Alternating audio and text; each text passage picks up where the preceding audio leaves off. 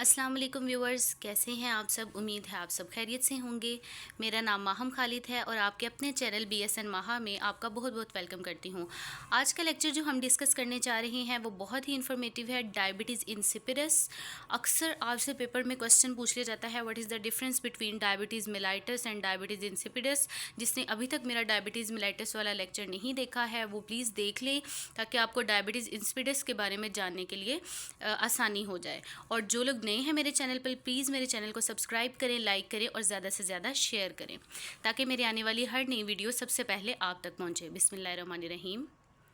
Diabetes insipidus is caused by a deficiency of or a decreased response to ADH। Diabetes insipidus क्या है? ये एक ऐसी condition है जिसमें आपकी बॉडी में मौजूद एंटी डायूरिटिक हार्मोन की डेफिशिएंसी हो जाती है। एंटी डायूरिटिक हार्मोन क्या है? एंटी डायूरिटिक हार्मोन एक ऐसा हार्मोन है आपकी बॉडी में जो कि डायूरिसिस से प्रिवेंट करता है, ठीक है, यानी यूरिन आउटपुट को रिड्यूस करता है और फ्लूइड को आपकी बॉडी में कंजर्व करता है।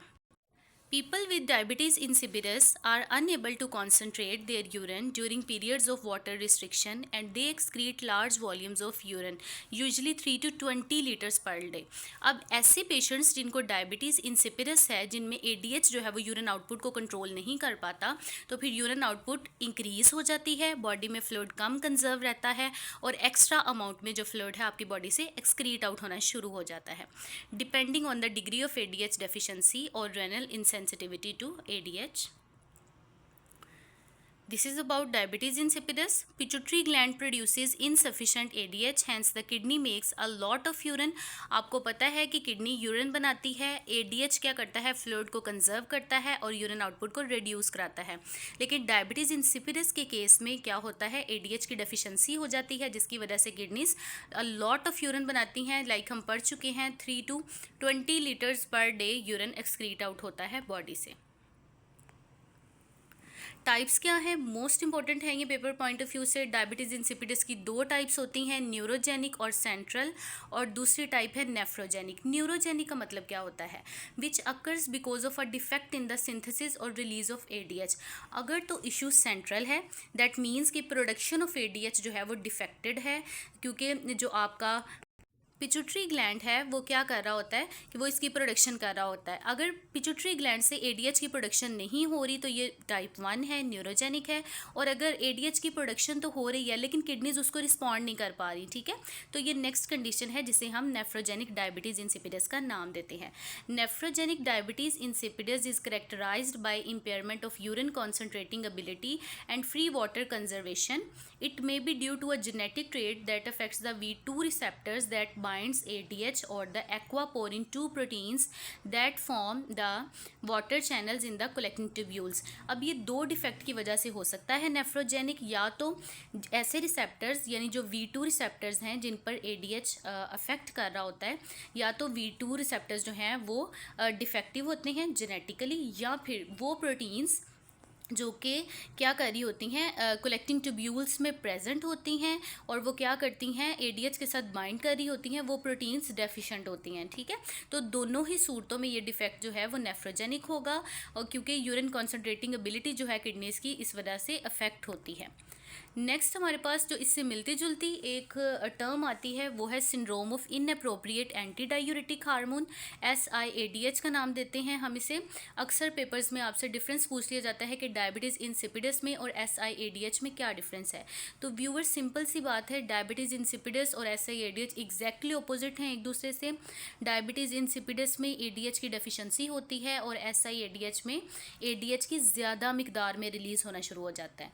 The syndrome of inappropriate ADH results from a failure of the negative feedback system that regulates the release and inhibition of the ADH। In people with this syndrome, ADH secretion continues even when serum osmolality is decreased। अब देखिए ऐसी situation में जब osmolality decreased भी अगर हो जाए, अब फ्लूइड ऑलरेडी बॉडी में ज़्यादा है, तो अब ADH को स्टॉप हो जाना चाहिए, ठीक है। ADH की जो प्रोडक्शन है पिट्यूटरी ग्लैंड से वो स्टॉप हो जानी चाहिए, उसकी रिलीज़ को कम हो जाना चाहिए। लेकिन ये वाली जो नेगेटिव फीडबैक मैकेनिज्म है ये वर्क करना छोड़ देती है SIADH के केस में, जिसकी वजह से क्या होता है, ADH की ज़्यादा प्रोडक्शन होती है है, वाटर रिटेंशन होती है, और वाटर रिटेंशन होने की वजह से जो आपकी बॉडी में मौजूद सोडियम है वो क्या हो जाता है, डिल्यूट होना शुरू हो जाता है। ठीक है, इसको हम बोलते हैं dilutional hyponatremia. That means reduce level of the sodium due to dilution, due to water retention.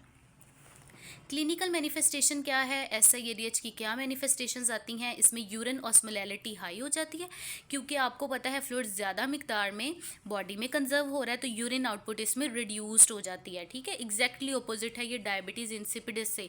Insipidus के केस में क्या होता है, यूरिन आउटपुट इंक्रीज हो जाती है, और SIADH के केस में क्या होता है, यूरिन आउटपुट रिड्यूस हो जाती है, क्योंकि फ्लूइड ज़्यादा मिकदार में बॉडी में कंजर्व होना शुरू हो जाता है। और सीरम ऑस्मोलैलिटी क्या हो जाती है, लो हो जाती है, क्योंकि फ्लूइड ज़्यादा है। ठीक है, ब्लड वॉल्यूम इंक्रीज होता है, जिसकी वजह से सल्यूट कंसंट्रेशन रिड्यूस होती है। मैं अपने प्रीवियस लेक्चर जो थर्स्ट डिसऑर्डर्स वाला लेक्चर है उसमें ऑस्मोलैलिटी और ऑस्मोलैरिटी का डिफरेंस बता चुकी हूँ। जिन्होंने मेरा प्रीवियस लेक्चर्स देखा है कमेंट में ज़रूर बताइएगा ऑस्मोलैलिटी और ऑस्मोलैरिटी में क्या डिफरेंस है। Urine output decreases despite adequate और increase fluid intake, hematocrit and the plasma sodium and 1 levels are all decreased because of the expansion of the ECF volume। यहाँ पर एक बात आपके समझने की है कि जब ब्लड वॉल्यूम एक्सपैंड होता है, ठीक है, बढ़ जाता है, क्योंकि ADH की प्रोडक्शन ज़्यादा हो रही है, ADH ज़्यादा मिकदार में फ्लूइड को बॉडी के अंदर कंजर्व कर रहा है, तो ब्लड के अंदर मौजूद जितने भी कंटेंट्स हैं वो सारे क्या हो जाएंगे, डिक्रीज हो जाएंगे, उसकी ऑस्मोलैरिटी जो है वो रिड्यूस होना शुरू हो जाएगी। कार्डिनल फीचर्स क्या हैं, यानी मेन फीचर्स क्या हैं SIADH के, हमें कैसे पता चलेगा कि SIADH है पेशेंट को, अगर हमारे पेशेंट को ये 5 कार्डिनल साइंस आ रहे होते हैं। फर्स्ट साइन है हाइपोटोनिक हाइपोनेट्रीमिया। ठीक है, जिसमें क्या होता है, सोडियम की कंसंट्रेशन रिड्यूस्ड हो जाती है। हाइपोटोनिक का मतलब व्यूअर्स यहाँ पर ये है ऐसे सॉल्यूशंस जिनकी जो ब्लड प्लाज्मा कंसंट्रेशन से कम होती है कंसंट्रेशन। ठीक है, जिनकी कंसंट्रेशन कम है ब्लड प्लाज्मा से उनको हाइपोटोनिक बोलते हैं। जिनकी सल्यूट कंसंट्रेशन ब्लड प्लाज्मा से ज़्यादा है उनको हाइपरटोनिक बोलते हैं, और जिनकी इक्वल टू द प्लाज्मा है उनको हम आइसोटोनिक कहते हैं। देन हमारा जो नेक्स्ट फीचर है वो है natriuresis. As the name indicate that means sodium excretion in the urine greater than 20 milli equivalent per litre. Third इसका फीचर होता है urine osmolality in excess of plasma osmolality, ये बात हम डिस्कस कर चुके हैं। एब्सेंस ऑफ अडीमा, लेकिन देखें इस केस में अडीमा नहीं होता। अब अडीमा क्यों नहीं होता, मैंने प्रीवियस लेक्चर में थर्स्ट डिसऑर्डर्स में और अडीमा में मैंने अडीमा के आपको रीजंस बताए थे कि अडीमा क्यों होता है। देन आप प्लीज़ बताएं कि SIADH के केस में अडीमा क्यों नहीं होता, मुझे कमेंट बॉक्स में ज़रूर बताइएगा। Normal renal thyroid and adrenal function, इस केस में रेनल थायराइड और एड्रीनल फंक्शन क्या होते हैं, नॉर्मल रहते हैं। ट्रीटमेंट क्या है, SIADH को कैसे ट्रीट करना है आपने, इसमें फ्लूइड बॉडी में बढ़ जाता है तो आपने डायूरेटिक्स देने हैं। ठीक है, मैनिटोल दे सकते हैं, फ्रोसिमाइड जैसे लेजिक्स वगैरह दे सकते हैं, may be given to promote diuresis and free water clearance. उसके बाद आप lithium and the antibiotic demeclocycline दे सकते हैं। अब जो डिमिक्लोसाइक्लिन है उसका एक डिवर्स इफेक्ट होता है कि वो ADH की कंसंट्रेशन को कम करती है, बॉडी में उसके एक्शन को इनहिबिट कर देती है। ठीक है, तो इसको हमने एज अ थेराप्यूटिक यूज़ करना होता है। इन केसेस ऑफ सीवियर वाटर इंटॉक्सिफिकेशन, अगर बॉडी में वाटर कंटेंट बहुत ज़्यादा बढ़ गया है तो आपने हाइपरटोनिक सॉल्यूशंस यूज़ करने हैं। हाइपरटोनिक का मतलब ये है कि सल्यूट कंसंट्रेशन जिनमें ज़्यादा हो। ठीक है, नॉर्मल जो सल्यूट कंसंट्रेशन होती है लाइक जो हमारे ब्लड प्लाज्मा की है वो 0.9% सोडियम क्लोराइड होता है ना, जिसे हम नॉर्मल सेलाइन बोलते हैं, वो आइसोटोनिक सॉल्यूशन है। इस केस में आपने हाइपरटोनिक सॉल्यूशन देना है, लाइक जिसमें सोडियम क्लोराइड की कंसंट्रेशन ज़्यादा है, ऑलमोस्ट 3 to 5% तक है, मे बी एडमिनिस्टर्ड इंट्रावीनसली आपने देना है। Thank you so much, lecture and तक सुनने का बहुत बहुत शुक्रिया। Please like share and subscribe for more informative videos. मिलते हैं नेक्स्ट लेक्चर में। अल्लाह हाफिज़।